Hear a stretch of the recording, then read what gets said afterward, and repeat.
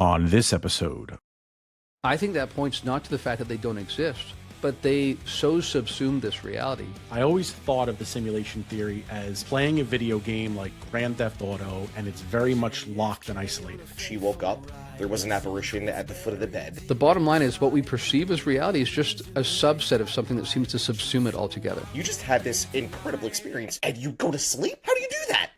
Raise your glass to mysteries, cocktails and conspiracies. Dive into these histories, cocktails and conspiracies. Raise your glass to mysteries, cocktails and conspiracies. Uncover those anomalies, cocktails and conspiracies.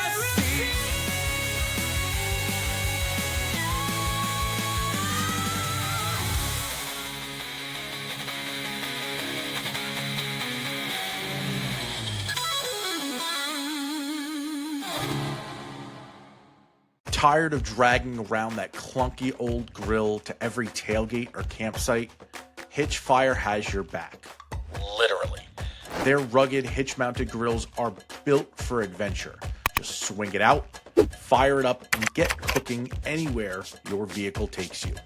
And I've got a code to hook you up. Use SFXDOTCOM at checkout to save 10% off your entire order. Head to hitchfire.com and upgrade your outdoor game. Hitchfire, built to burn wherever you roam.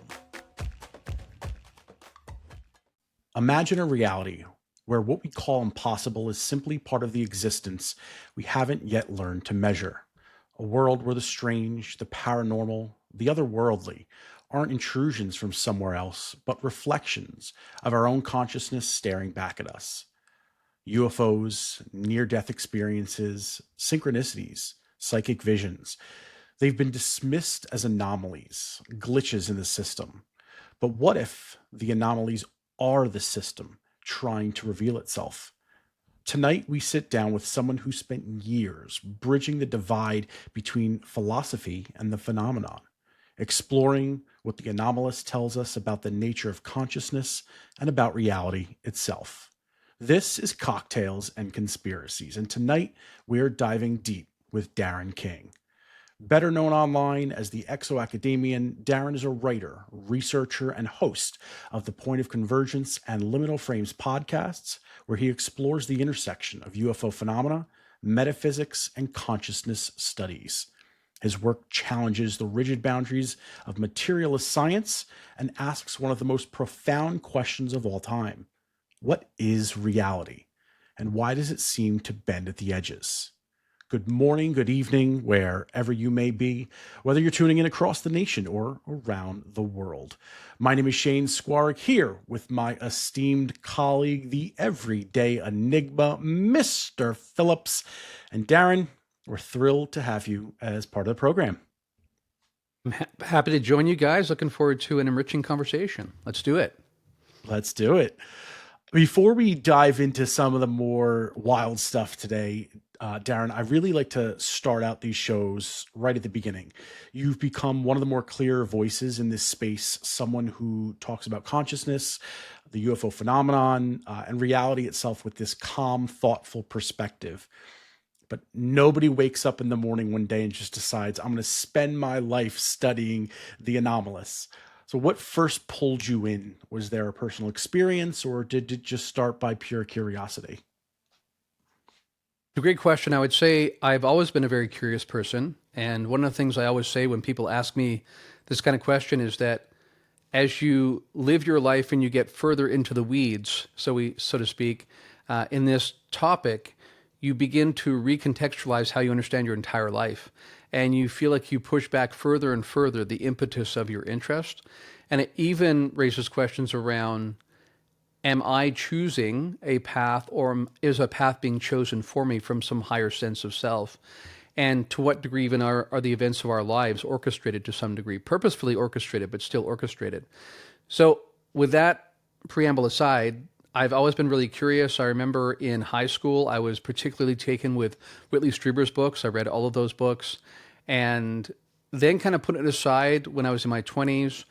but then had a truly anomalous experience with my wife at the time when she was pregnant with our son in 2005, where we saw a humanoid entity basically appear at the end of our bed in the early morning hours in a hotel.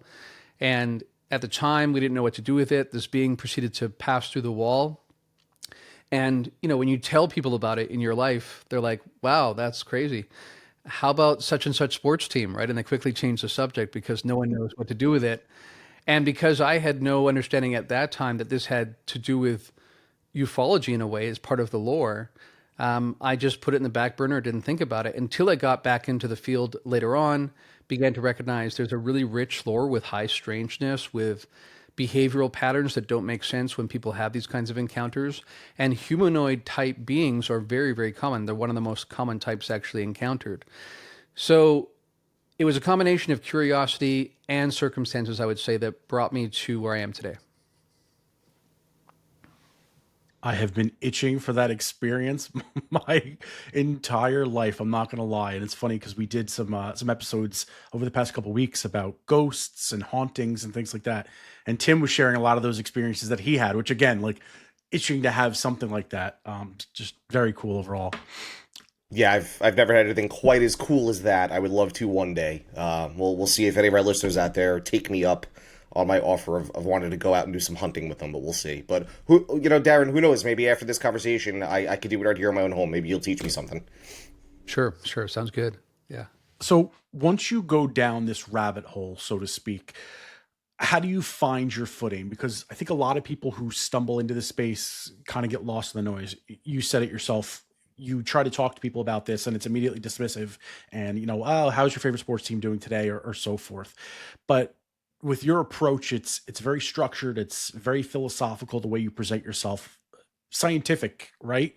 Does that come naturally or did you have to really build that framework to kind of make sense of it for yourself? Well, that very much dovetails with what I was just saying about as you live your life and then you look at it in reverse, it makes a lot more sense when you look at it from the reverse angle.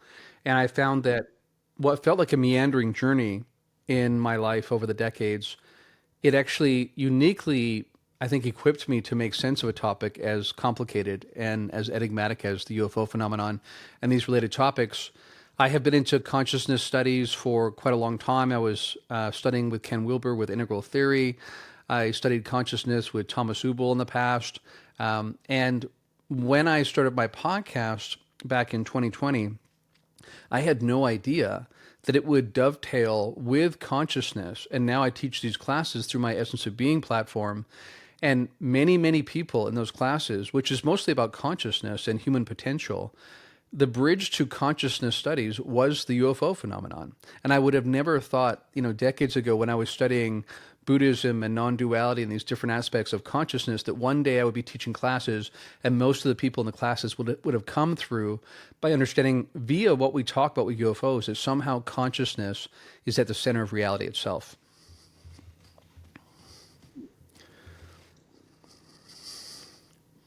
I think most people that have experienced something like that, you have a dream that ends up happening. They're like these little glitches within reality. You see something in the sky, your brain just can't categorize that. What do you think those moments actually are? Are they glitches within that reality? Are they clues that's going on with are they clues that there's more that's going on than we realize? Are they just figments of your consciousness trying to tell you something? Yeah, that's a good question. And just to tie that with your previous question too, I would say that one of the reasons why I do take a pretty academic approach to this is because one of the challenges with this field is that you get people who come in and adopt whatever theory they like, and they ignore or accept certain data based on whether or not it fits with that theory. And it's pretty sloppy. And I think if we're going to make headway on what is already a really confusing topic full of high strangeness that challenges our understanding of reality itself, we have to be disciplined in how we do it. On the other hand, I recognize that academia itself has major biases that need to be overcome here. I have a friend who was just trying to get a paper published in a journal that was really, really well written, really strict protocols used in the paper, but it was rejected from this journal basically because it's still just about UFOs. So we still see that stigma, even now, even after congressional conversations about this. Now, all that said, yes, I think one thing that I've come to understand, and this was a bit of a shock to me because on the one hand, I have a religious studies background, and so I'm very familiar with the rich details of how people had anomalous encounters throughout human history. And when I was studying this in college, we were never given the option that this could have been real and perhaps something interdimensional or extra dimensional. We were told basically just to try to treat it like they believed it. You don't have to actually engage with it. Of course, what's fascinating with the UFO phenomenon is that now we come to believe that likely many of the same characters on the stage now were the same characters on the stage then, sometimes described differently and whatnot, but very similar. And it's remarkable how many different ancient cultures share the same kind of prehistory about humankind, even if they use slightly different names and things like that, a lot of really similar themes. So that suggests, I think, that our reality is actually subsumed by one that's much larger and deeper, and that this is, to some degree, simulation-like. Now, I like to say that because I don't want to commit to this notion of, we're just basically icons inside of an alien mainframe computer kind of thing, and they're having fun on Sundays. I think it's much more complicated than that. I think that when consciousness is at the bedrock of reality, then consciousness structures these situations, these reality frames through which we can process and integrate and work with energy. And so that, in that sense, I think all reality frames are virtual in a way, the same way that, the Hindus would talk about Leela or Maya in terms of this being an illusory kind of frame. But because of that, sometimes the architects or the engineers check in and will work with certain people.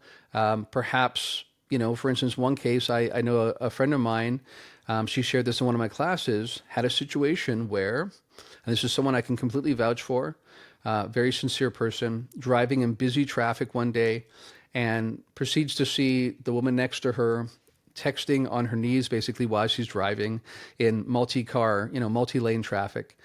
Suddenly she sees all these cars, that car slide into hers, a truck slide into her, and there's this massive collision and grinding of metal. And then suddenly, miraculously, it's as if everything retreats 3 seconds and time gets reset and everything carries on as if the accident never happened. So she had that experience. And so my take on that, as much as that might stretch some people's paradigms, is that something was reset there. There was a kind of intervention that happened.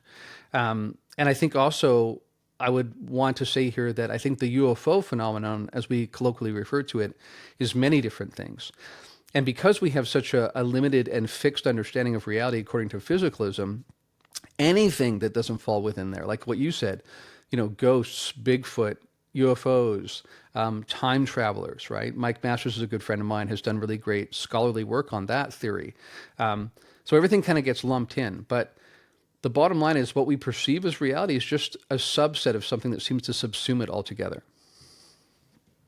We did a lot of discussions on the simulation theory previously, and it was one that I just never really thought much of. And when we started doing the research for the episode and kind of coming through it, one of the things that really stuck out to me, and Tim, you can comment on if you felt the same, was that I always thought of the simulation theory as I'm playing a video game like Grand Theft Auto, and it's very much locked and isolated. And staying on the video game topic, I guess the example that I ended up using was a game called No Man's Sky, which I'm not sure if you're familiar with that at all. No, I'm not. It's a procedurally generated world. So every player in the world that plays starts in a galaxy that is created for them at that moment. And it runs on infinite, and it only appears when you move to that next galaxy. And it operates in real time. So if I'm flying from one planet to the next and it's X number of million miles away and I go with the regular speed, it'll tell me I have to take 9 human years to get there, whatever. And they use rocket boosters and stuff to elevate it, right? Kind of based in science. And when I applied that thought of the simulation to what life could potentially be like, it started to make a little bit more sense, where the simulation isn't necessarily this enclosed sandbox, but it is something that can kind of be generated. It is this ongoing universe that just keeps happening. The parallels, you touched on it a little bit too with religion. We immediately applied the same theory there, is that you look at religion and how that's built, and there's always like this creator, right? And it's fascinating to think now that, like, again, simulation, laughed at, cackled at, put on the sides, starting to come into prominence a little bit more lately, but still kind of fringe. but yet people buy into religion no problem. And it's the same concept. There is a creator who has set all of these things in motion for you.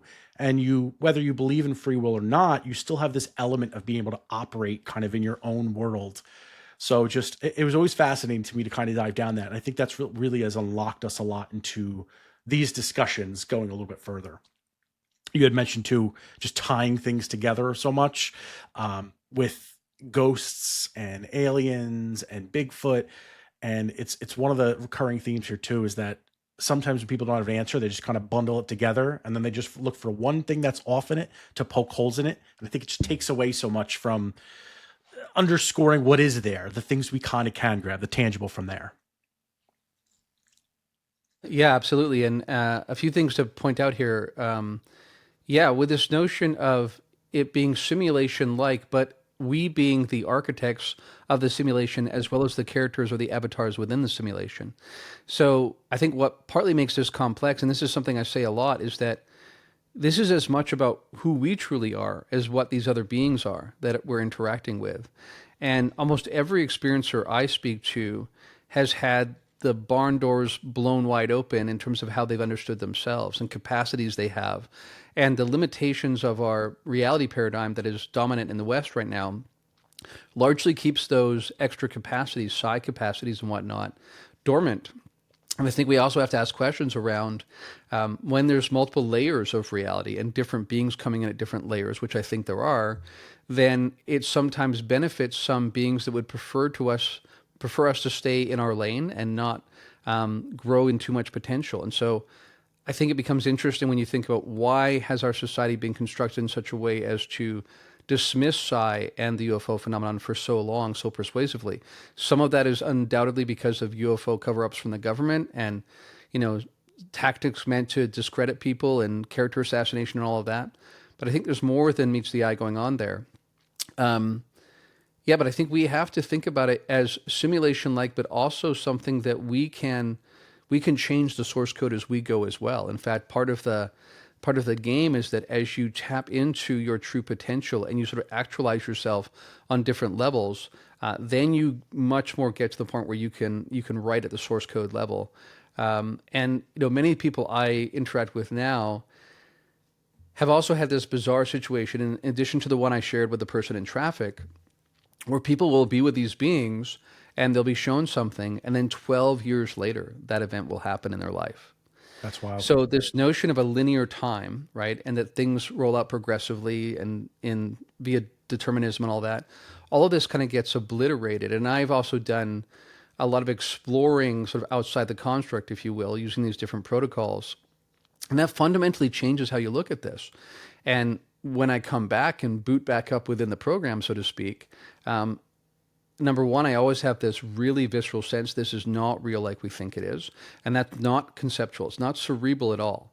It's a visceral felt sense. Once you've been out and you come back in, you have that feel that you just know. And secondly, I had this strong sense that there is a kind of nefarious overlay where some elements of intelligence would like to keep us in our place and keep us limited, which isn't to say, therefore, it's a prison planet. I argue for a nuanced perspective.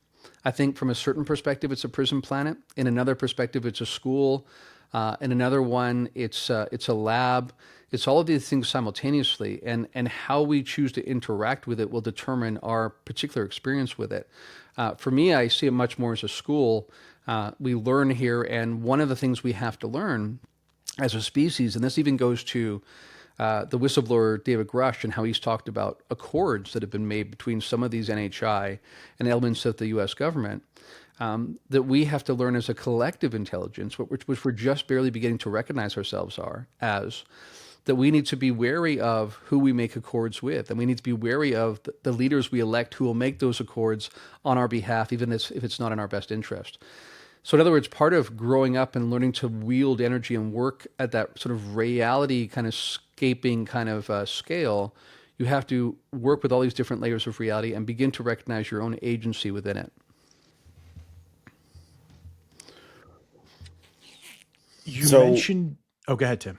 Darren, quick question for you, right? So you mentioned, accords with different types of NHI, right? Alluding to the fact that it could potentially be more than one. And I think a lot of people in the space today, well, certainly, I know I speak for myself, Shane, I believe you as well, are certainly open to that, right?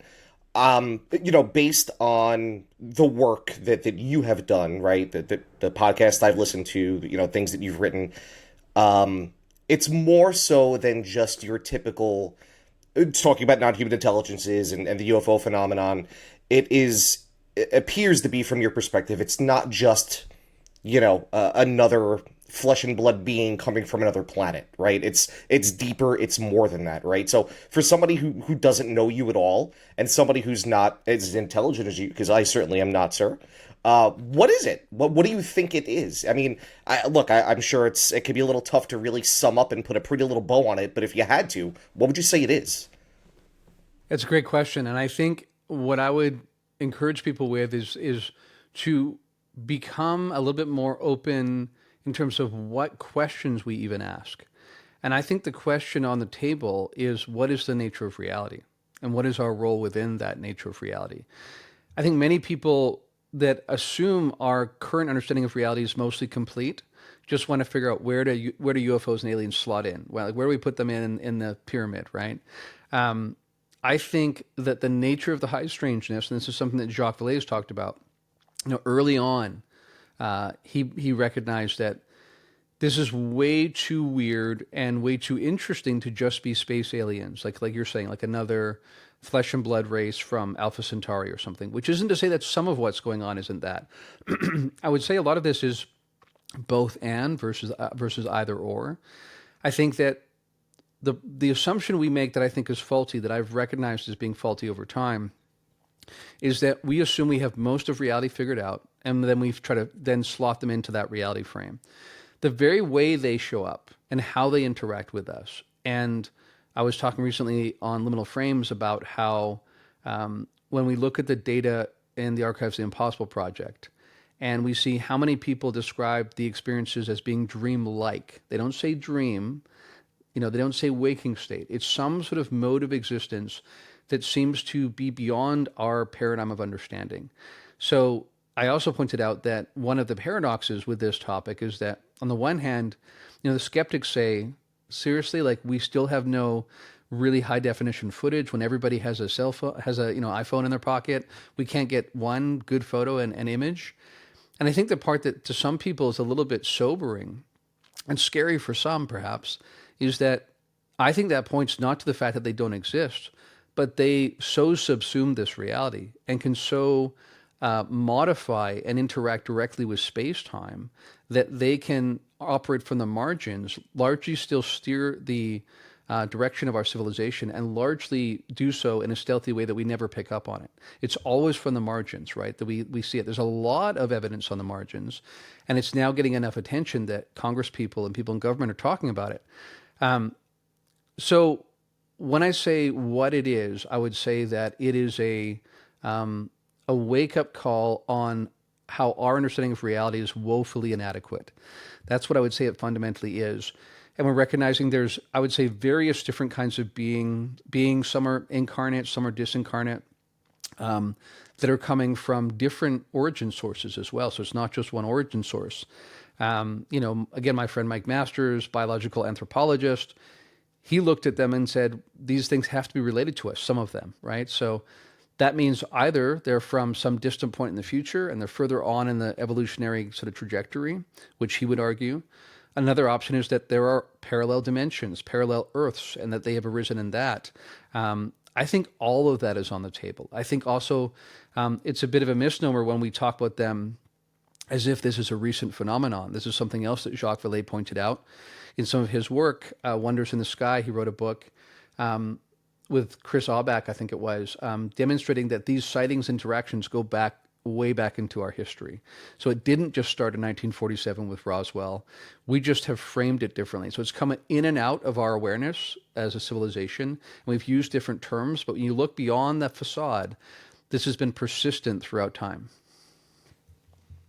I think that's a really good point, and we've talked about that a lot, right, Shane? And specifically about not just the UAP UFO phenomenon, but anything paranormal. We just mentioned earlier, we did a whole episode on ghostly encounters and things of that nature.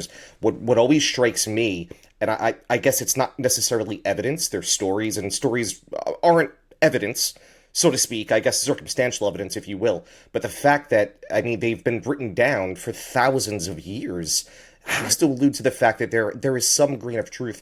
And I always, this is my old line. People were really busy back in the day. They had to do, I mean, they didn't have time to just sit back and kick back and put their feet up. They had to work for everything that they had. So the time to sit there and just make up stories wasn't that viable. And so, from our perspective, there has to be some grain of truth if people have been talking about this for thousands and thousands of years. Yeah, and the part that is really interesting when you think about this from a psychological and sociological perspective. In my religious studies degree, we were never given the option that there are intelligences that subsume this realm and that come in and out and are kind of like architects and engineers. So therefore, the option we were given was, yeah, when their crops, got destroyed one year, they would make up stories about beings that came down from the sky and interacted to try to make sense of their life so it didn't seem so random and capricious. But that is insulting, as to your point, right? It's insulting. They're busy people. They had busy lives. They weren't just, gleefully making up stories to try to make their kids feel better at night. You look at it and you go, this is a lot like what John Mack ran into when he got pulled into the alien abduction topic in the 90s and recognized, to the best of their ability, people seem to be recounting real experiences, right? Just like what happened in the past. Now, the question is, he was one of the key ones to recognize two difficult points in terms of how they fit together. Based on his history of working with people, including people that were delusional, people who would make up stories, right? People who wanted to be seen as more than they were. He had a really good felt sense of when people were being truthful to the best of their ability and when they were being delusional. And he didn't find this with these people at all. He found that they were recounting real experiences. Now, on the other hand, it defied his worldview of what was possible. So to his credit, unlike many people that would have just turned and looked the other way because it's cognitively uncomfortable, he said we have to expand our understanding of what reality is because this is an outlier. And as my friend Jeff Kreppel points out, it's awfully convenient when we get rid of all the things that are outliers and then assume our reality model is really tight and form-fitted to reality. Well, that's because you've got rid of all the outliers. I think what's interesting about the time we live in is that those outliers are getting louder and brighter with every passing year. Recurring theme that seems to have come up a couple times tonight is this dreamlike state. You also mentioned before that your personal experience, you're viewing from outside the construct. The first thing that comes to mind for me is lucid dreaming, and it's something that I've experienced quite at length many times, and for a long period of time I was able to kind of control that happening to myself. And we have a little group conspiracy chat that we always reference all the time here. When I have some of these dreams, I'll wake up sometimes and not remember. The way I phrase it is like what world I'm in, because I'll live this other life that feels like I'm just sort of like picking up and continuing on. And I mean, I know what that is like right now. I can verbatim tell you what's happening in that life. And when I go to bed tonight, I'll continue that on as well. It's like this separate world. And so when you talk about that and you talk about some of these dreamlike states, because I know in that time that I'm there, but I'm not. And I'm aware that there's another existence there. And kind of viewing things from outside the construct, that resonates with me a lot. How do you explain that to someone who's never had an experience like that? I know I failed at doing that. So, Right. Well, I think we have to begin at the ground floor, right? We have to say, and I think this is what led me to where I am now, is rather than trying to fit all of this data into our existing model, I began to imagine what kind of model might exist that would explain all of this phenomena, right? So that's what you have to do. Rather than trying to, awkwardly, fit a round peg into a square hole, you have to say, I need to reimagine a shape that is, interesting enough that it could take in all this complexity. And I think this is where you end up at this consciousness first kind of perspective, or idealism as a philosophical model, which has been gaining a lot of steam. And this is one of the things I found that was really interesting. when I was sort of bumping up my head against the wall with the UFO phenomenon and the usual people and, banting about the usual hypotheses, I began to look into philosophy and neuroscience and physics and trying to find out what new models of reality were being proposed there, and found that there was this remarkable intersection between astronomy, where there's a notion there that this is hologram-like. We might be living as the projection inside a black hole, basically, right? That our universe might itself be a black hole, which would fit with a simulation-like notion. You've got physics, you've got people like Nima Arkani Hamed, who have said that we know from the math that space-time cannot be foundational. There's a deeper structure. We've got people like Donald Hoffman, neuroscientist, who has proposed, based on that understanding, that consciousness is primary to reality. And once you think about that, you recognize that everything we do, right? Me talking to you guys on a computer, you guys eating breakfast in the morning, us doing scientific inquiry, all of that's happening through our conscious experience, right? We can't put aside our conscious experience and do scientific measurement. Everything's happening through this interface of consciousness. And so you recognize that what physics really is the study of the contents of our perception. It's really tricky, though. It's difficult to get people to decouple and go, just because we experience the same kind of thing right now, right? It's like we're wearing the same VR headsets and seeing the same kind of reality. And if that headset's been on since you were born and everybody you know has been wearing that headset, it's really difficult to believe that it's just a virtual reality and one of many, until you begin to explore elsewhere. Like, for instance, when you're talking about with lucid dreams, I also have a really vivid lucid dream life, and have this Galantamine protocol and with meditation that I use to make it works most like 90% of the time, I'd say. But once you've had those experiences, a couple of things happen is that when you come back in, it's as if the program, like, when you put your computer, you're done for the day, your computer just goes to sleep. But many people don't usually actually shut down their computer altogether, very rarely. But it's like that. It's like I come back in and it's like it's a hard reboot from the ground up, right? And as you come back online, you start noticing the base level programs, right? So I also have a background as a software engineer, which has been very helpful in understanding how this is so digital-like as well. So when I come back online, I can feel these different, basic programs coming online that run the operating system. And then you begin to recognize that this is virtual. It's every time I come back, I usually have about 2 hours where I'm walking around marveling at the granular detail of the hologram, but I know that's what it is. And again, it's not cerebral. It's more like gnosis. It's a direct gnosis. And that's something else I've been exploring. And this Techniques of Transcendence class I'm teaching is about this kind of Gnostic path where you recognize that if consciousness is first and everything else arises from that, meaning that nothing we see that looks physical is actually that way. That's just the way it's rendering within the simulation. When you recognize that, then you realize, so what are we? What are any of these beings? And I would argue that from this non-dual perspective, we're all shards of the original source consciousness. Philosophers like Bernardo Kastrup, who's the leading idealist philosopher in the world, would argue that we're all alters of the original mind, right? So in that sense, you can know things from a much higher level, and it's more like fractal levels of being.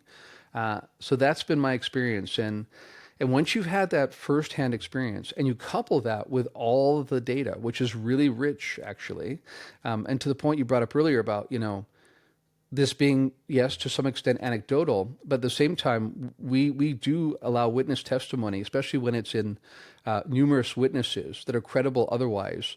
We take that as evidence in a court of law. And I think when you look at this, honestly, you have to recognize this can't be everyone having delusions of grandeur or hallucinations, right? One of the things that happened to me in that hotel room that was so compelling was both my wife and I saw this thing, right? So when you wake up the next day, you could easily want to dismiss that, but when you've both seen it, then it changes everything. And so a combination of the amount of evidence I've seen, and I get to work with these things all the time. I work with people that are having these experiences all the time.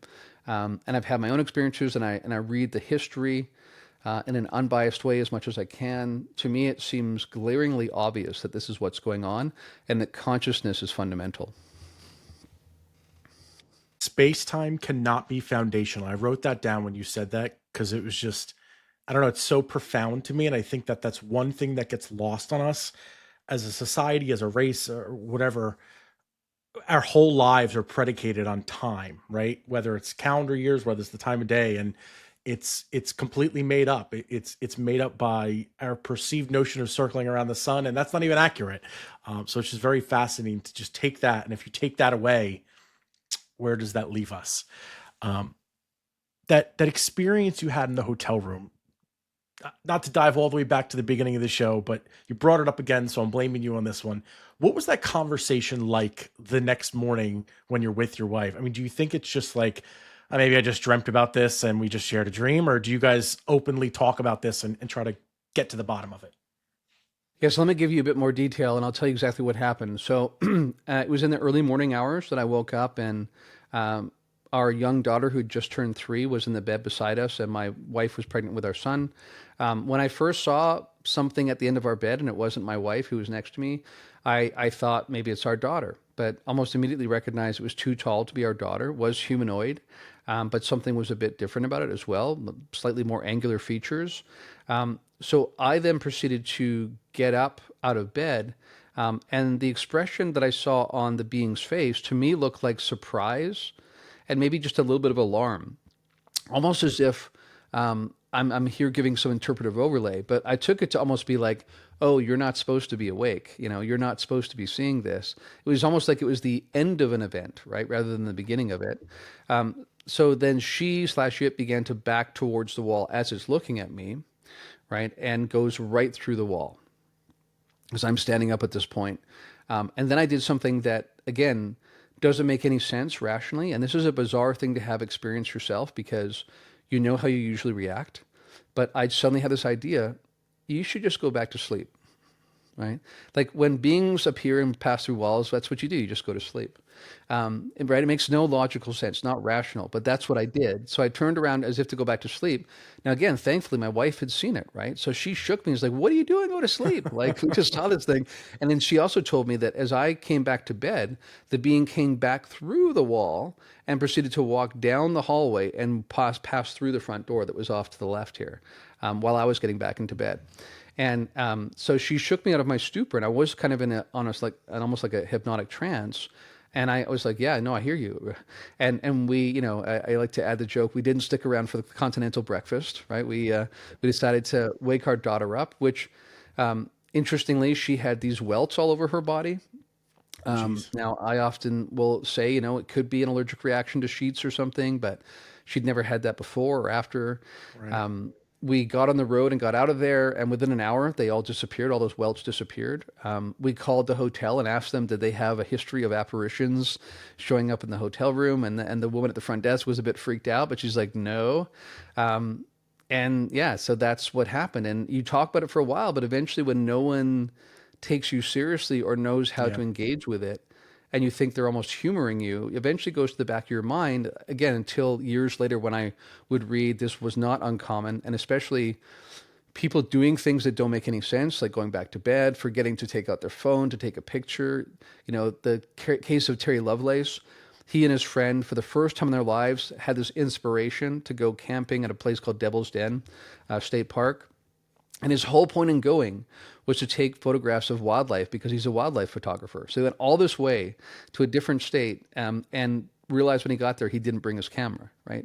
Very atypical for someone who is setting up the entire thing to do that. But again, it speaks to a degree of behavioral control I think is going on as well. What's what I find striking about your story and what you mentioned about your behavior being different and your first thought of going back to sleep, which sounds insane, right? You just had this, from at least from my perspective, an earth-shattering experience, right? On last week's episode, when we were sharing ghostly encounters, I told a story about my aunt who was staying in a hotel with my mother and my other aunt, and she had a very similar experience. She woke up, there was an apparition at the foot of the bed.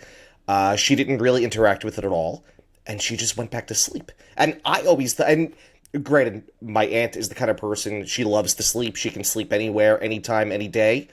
But I always just thought that was such a bizarre part of that story. You just had this incredible experience, and you go to sleep.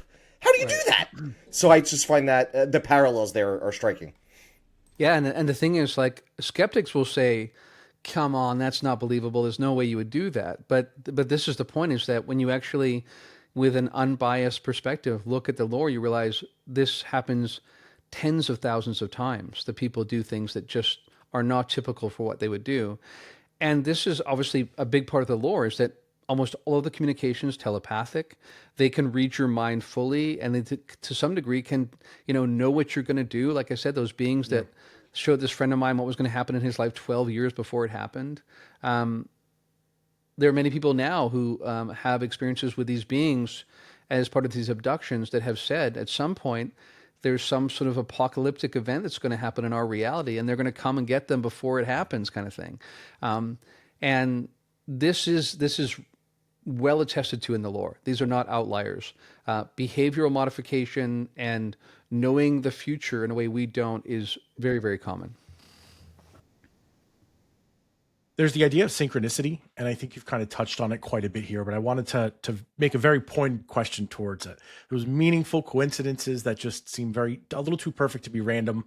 Tim was talking to me the other day about how he was thinking about a song and all of a sudden it came on, and then he thought about another song and it came on again. Or you think about a friend that you haven't talked in a while and all of a sudden you get a call on your cell phone. Is that the universe sort of trying to talk to us? Is it just connecting dots that were never there? Just is it really pure coincidence? And I know you're touching on it a little bit with, let's say, these encounters, but just outside of that. Yeah, it's a great question because it is even outside of that, regardless of how you end up in this more relational dynamic with reality, whether it's through a UFO encounter or just hearing about a UFO encounter or an apparition or hearing from a loved one that's passed on, it puts people into a kind of a liminal state that seems to persist for some period of time. And you do go into this really bizarre experience sometimes where you feel lockstep with reality, where your intention seems to almost be paralleled in what arises in your life. And I think it's a combination of things, because again, I think there are a group of variables or factors or phenomena that show up that we call synchronicity. I think generally speaking, I would say that reality is relational. And the more that we're tapped into our agency as reality wielders, at source code level architects, the more our intention takes on a certain kind of intensity that can impact the field itself, that ends up manifesting as the events of our lives. I think sometimes that's orchestrated from beings that we're connected to in other contexts. Sometimes it's us doing it. And I've had situations, for instance, in my class that I'm teaching right now, when I was recommending that people try to experience the world through the right brain versus through the left brain, because it's much more impressionistic and holistic, they began to recognize a slew of synchronicities, the proverbial synchronicity storm. And it really weirded him out, right? Like he wanted some guidance, because it's like his reality, his understanding of reality turned upside down overnight based on him being more intentional. So I think that's a key aspect, is when we're intentional, something answers back. And it's not just the phenomenon, quote unquote, it's reality itself. You mentioned galantamine before. Am I saying that correctly? Galantamine, yep. What is that? I saw you post about that on X. You mentioned it again before. I got an idea of what it is, but Yeah, well, so interestingly, I saw this study that was done, a university study that was done a few years ago, where they had understood that this galantamine product, which is in the US, it's categorized as a supplement. There are some other countries where it's categorized as, you need a prescription for it, because it is used to also, this is the key word, also aid people with suffering from different kinds of dementia and whatnot. Now, sometimes when people hear that, they go, wow, you're taking a dementia drug? That sounds pretty, irresponsible. And my point is, here it's categorized as a supplement. You can order it from Amazon or any other online site. You don't need a prescription for it. And it is known, it has a few different effects. It does make people feel generally more cognitively sharp. And at the very least, what it will do is it will trigger much more vivid experiences in dreams. And in this university study that was done, they had a control group that didn't get galantamine, and they had a group that did get galantamine. And they found, and they had a few different variables they tried. And the one that was the most consistent, which has been my protocol since then, is you wake up just before you're going to go into REM and you meditate, and you do that so that you can set an intention for the dream, and you try to work through any kind of negative residual energy that might be hanging on to you from a interaction earlier in the day or traffic or something, because as you probably recognize, that can sometimes populate into the dream. So you try to be intentional about it. You take, in my case, I take 8 milligrams, so 2 tablets, which is about the most they would recommend, with a glass of water, and go back to sleep. And they found in this protocol that almost everyone had much more vivid dreams, and a considerable percentage beyond the chance level were able to lucidly dream. So that's why I adopted that protocol, because it was a university study that demonstrated this works for most people. I asked that because it's sort of a segue into what's become really popular in pop culture, for lack of a better word, is the idea of like using ayahuasca and kind of like leaving your body. You're hearing DMT pop up on like Joe Rogan, where people are having these out of body experiences. And so, also in the technology space, as a computer programmer, cognitive enhancement is paramount for me. My mind's got to be sharp. You know the deal. For everyone else out there, you're staring at a computer screen all day long. You need something to kind of keep you focused. You can't break that mindset. And so I've often wondered if maybe there was some correlation between my ability to have these very vivid lucid dreams and just being very cognitively aware. Like everything I do is for that mindset.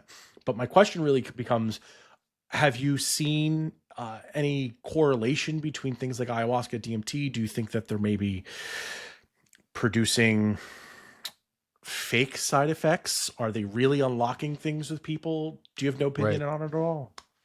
Right. I'm glad you asked that, because there's definitely an overlap here and an intersection that we need to pay attention to. I know people who are abductees who want to have that grounded in our reality. They want someone, on Capitol Hill to say this happened to you, it was real. It wasn't an imaginal realm. It was physical reality. Now, that said, I know other people, friends of mine, for instance, one friend of mine, she went to Peru to take a traditional, use a traditional shamanic perspective with a traditional Peruvian shaman using ayahuasca. But she went there because she was kind of in a crisis of spirituality. She was a Buddhist practitioner, had no interest in UFOs, none. That's really important to preface.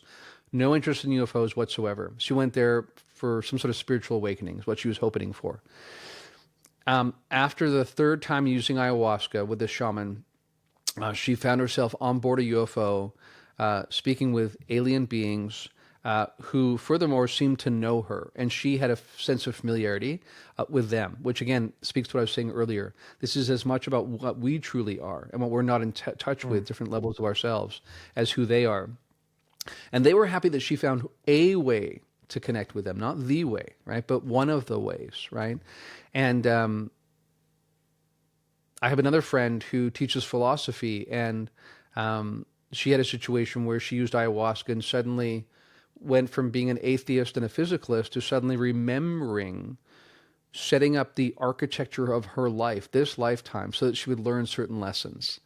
And this was on ayahuasca, right? So there was a lot of overlap. And even when you go to shamanic and indigenous circles that use some of these techniques, they also, within their worldview, have no problem understanding that the grays are real, right? Like it's already part of their worldview. They're not uncomfortable with it.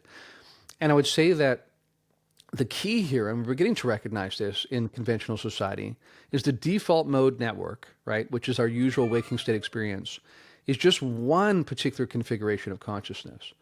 And whether it's deep meditation practices, because I'm a deep meditator, whether it's using psychedelics, whatever the case may be, could be in a lucid dream, this allows us to change the configuration. And what's fascinating is it, number one, it obliterates the physicalist notion of consciousness as being a product of the brain, because while the brain looks completely dormant and nothing's happening electrochemically, people are having the most mind-blowing experiences of their lives and often come back and say, that felt more real than this. And that's what it feels like to me too. I come back and this feels virtual now. So there's absolutely a parallel there. And it speaks to the fact that my experience has been, again, not conceptual, practical, is I've visited many of these other realms. They are just as real as this one. This one is as much about how we're attenuating. So you think about a radio that attenuates a radio wave. It's not producing the sound. It's basically just attenuating it. You change the radio station, you get a different radio. And you change the dial, you get a different radio station. It's that kind of notion. Our brain is more like an attenuator of a wave of consciousness. And how you attenuate that taps you into different realities. And sometimes can tap you in even to what we experience as different points along the space-time kind of continuum.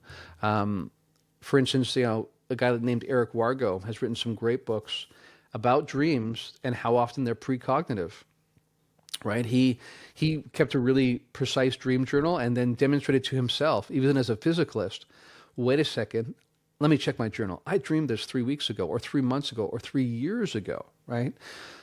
So to me, dreams are absolutely just as real as this is. And these, whatever mode, whatever mechanism we use to change that configuration is not so much the point to me. It's that those are all equally real and they're all equally virtual, I would say as well. That's fascinating. Do you think that everybody has the ability to have those experiences? Like I'll personally, right? I've had some interesting things, some strange things, but I've certainly have never had, the experiences that you have had. I've never lucid dreamed like either one of you have, and I always just, I thought to myself, or I do think to myself, if I practice it, could I do it? Do you think that everybody has that ability to manifest it on their own?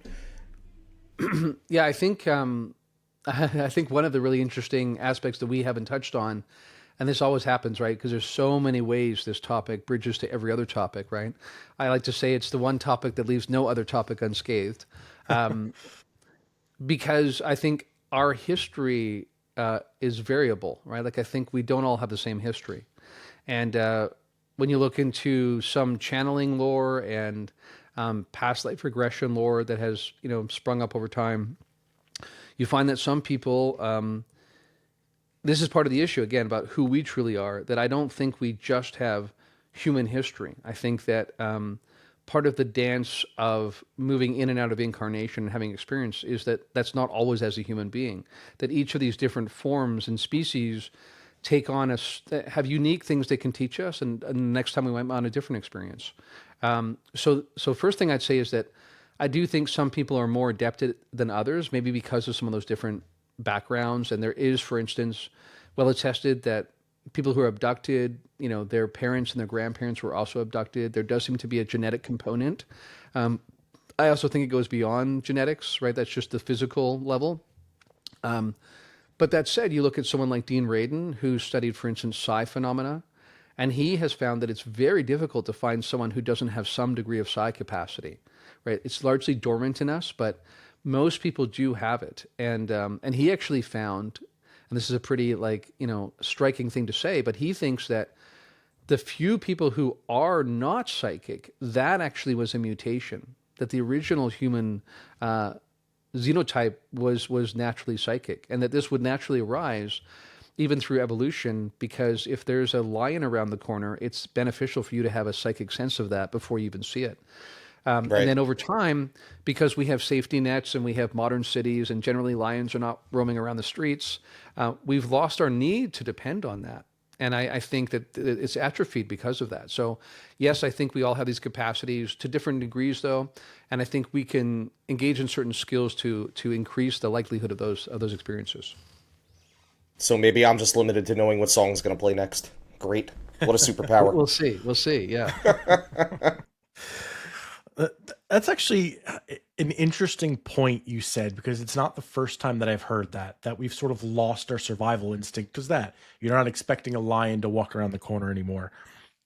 We have a friend who was actually just a guest on the show recently too, that does sensory deprivation tanks, those big water tanks that you go into, and he loves them. And Tim and I were talking while playing Xbox, which is our other pastime. That's how we actually created this podcast, playing Xbox and talking about conspiracies. We said, I'll just record it instead. And we were talking about that. And it's like, it'd be fascinating to do something like that and to really get in touch with all of your other senses. But almost at the same time, would that be overwhelming? And what you said just makes so much sense, is like, if your body is put to the test, right? If you're put in that situation where you have no other choice but to start to rely on your intuition, for lack of a better word, yeah, it seems to make sense that would show itself more. And I think, like, any of us can think about like real life examples. If you're an athlete, and you're running down the field, if you're playing football, you're running around the track, if you're running track, whatever it might be, you just get that sense that somebody's gaining on you. You got to run a little bit harder. If you're fishing, if you're swimming in the ocean, if something's coming near you, you start to feel it. And there's never really been a way to kind of, I think, quantify that in words. You just know. And you always hear that. You just know. Yeah. Interesting. Yeah, and I'd say that like someone like Rupert Sheldrake has actually done some research on this. Really? He's done research both on the sense of being stared at, when you have the uncanny sense that someone's looking at you. Yeah, that's exactly what I was thinking of, actually. Right. Yeah, that's one. And then another one is that he's looked into is that our pets seem to know when their owners are going to come home before they have any kind of, circumstantial cue that would give that away. So this is not just unique to humans, by the way, right? So the key takeaway here is that 99.9% of all the communication between us and these different beings is telepathic, right? Which already shows that we somehow are drawing from the same foundation, that this is a built-in capacity for every sentient being, and that even animals have it as well. So, yeah, I think that to your point, I know a friend of mine, she's been studying Spanish for several years, but she really wanted to go to South America for several months and throw herself in the deep end, right? Where she has to lean on speaking Spanish just to survive, right? And to your point, I think, yeah, once you're in the Amazon and you're not sure which snakes or tigers are around the corner, and you can do that for an extended period of time, I think it's inevitably true that those capacities will begin to be used just like subtle muscles. You see them do that with babies. They'll take newborn babies and throw them in a pool, and they'll start breathing from it. Like, they'll learn how to hold their breath. It's the craziest thing. Yep. It's funny you say that about animals too, because my dogs, like, they know time. When it's dinner time, of course, everyone's dog knows that. They start whining and stuff. But my kids get off the bus at separate times. And while it was a little nicer out, before it started getting a little cold, and before my daughter banged up her foot, she couldn't walk, I would walk one of my dogs each to each of the bus stops at those different times. And they'd start whining and go by the door, and knew, like, they can't read time, but yet they're sitting there waiting to go at exactly the time I leave every single day for each bus stop, which is an hour between. And it's just, at first I thought it was, again, coincidence. And we always say there's no such thing as coincidences. All of a sudden you're seeing this pattern, and it's, I mean, every day, if the kids aren't home, that's where they think they are. Yeah. Fascinating. Yeah. To and watch in these experiments that Rupert Sheldrake has done, he will vary when people come home, right? He'll change it up. So they can't be doing it by pattern or by clock. He'll change when they're coming home, where they're coming from, and they still achieve way higher than chance. They start, they run to the door, even if there's no consistency in when the owner's going to come home. They just intuitively know. So I think that alone, right, when we recognize this telepathic capacity and the psychic capacity that is at the heart of our experience, even if it's been atrophied, it's in our pets and animals, it's in these other beings. This says something really, really profound about the nature of reality, and I think we should be giving much more attention to that. I said to Tim before in a text that we took our notes and they pretty much went right out the window, because as soon as we started, we just sort of branched off into 100 different directions. But to kind of bring us back home a little bit, the ultimate question is, I guess isn't what the phenomenon is, but maybe why it interacts the way it does. So I'll put that out to you, maybe summarizing a lot of what we talked about. What do you think the anomalous really wants us to understand, or maybe not want us to understand at all? Mm. That's a great question. And that I think reality has these built-in safeguards that when you get too far down a certain path that's producing less than ideal results, there will be pushback in reality itself to begin to, you know, budge you over into a more fruitful kind of endeavor. You think even about AI, right? And when AI is settled into a valley that seems to be working with a limited amount of data, but it doesn't work for an overall reality model, you add more data and it sort of pushes it out of that valley, and then it's able to reconsider a larger context. I think some of that's going on here, and I think it's both conscious and built into the structure of reality itself. I think that Western civilizations focus on physicalism as a model. Even people like Ian McGilchrist have even gone further than that and said our our focus on preferencing a left brain notion of reality, which sees only parts and not wholes, which eventually causes major problems, and we're facing those as a civilization. I think the challenges we're facing as a civilization are absolutely connected to why the phenomenon's manifesting, why it seems to be upticking over time, why we seem to be getting closer and closer to some sort of civilization-wide reckoning with an aspect of reality that we have been out of touch with for a period of time, especially as Westerners. I think that's somehow all connected, and that makes it a really, really profound time to be alive.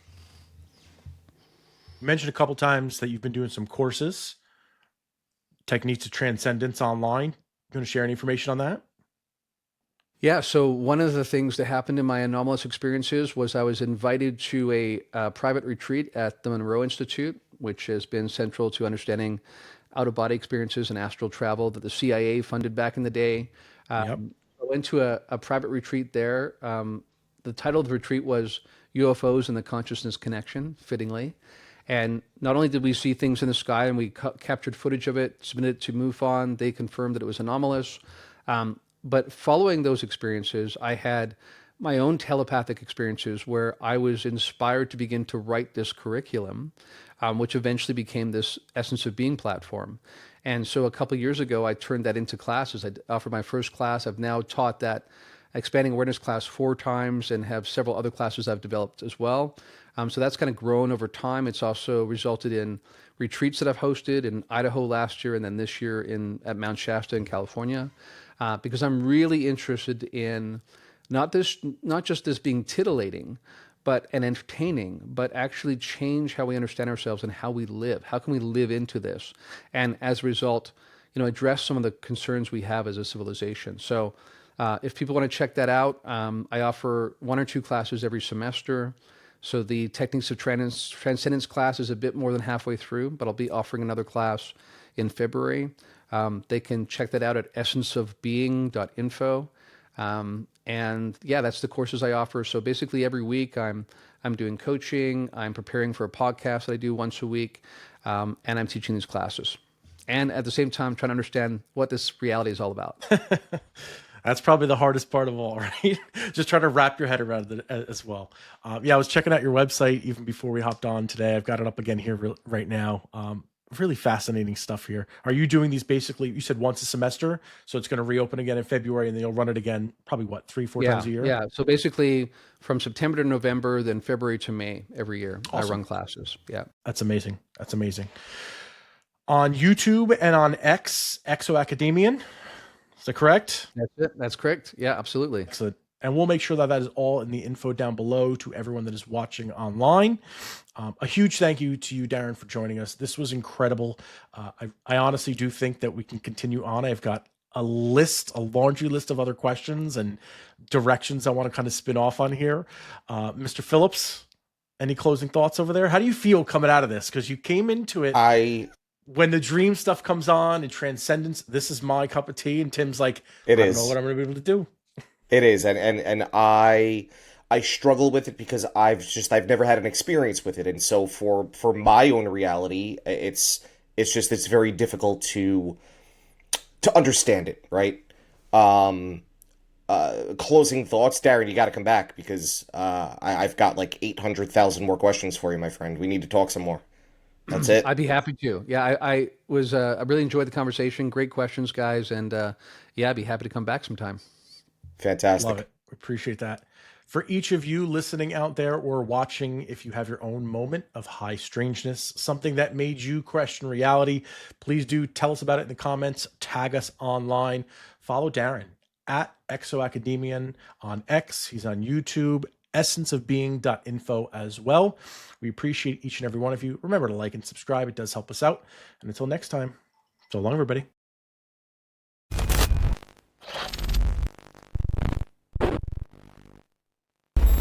Is your website still stuck in 2009 or worse, built by your cousin's friend who kind of knows WordPress? No! God, please, no! It's time for an upgrade. At sfx.com, we specialize in custom web design, SEO, and full-service IT solutions tailored for small businesses that are ready to scale.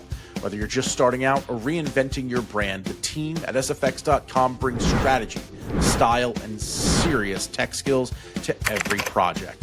Visit s-fx.com today, where small businesses get big solutions. Visit S-F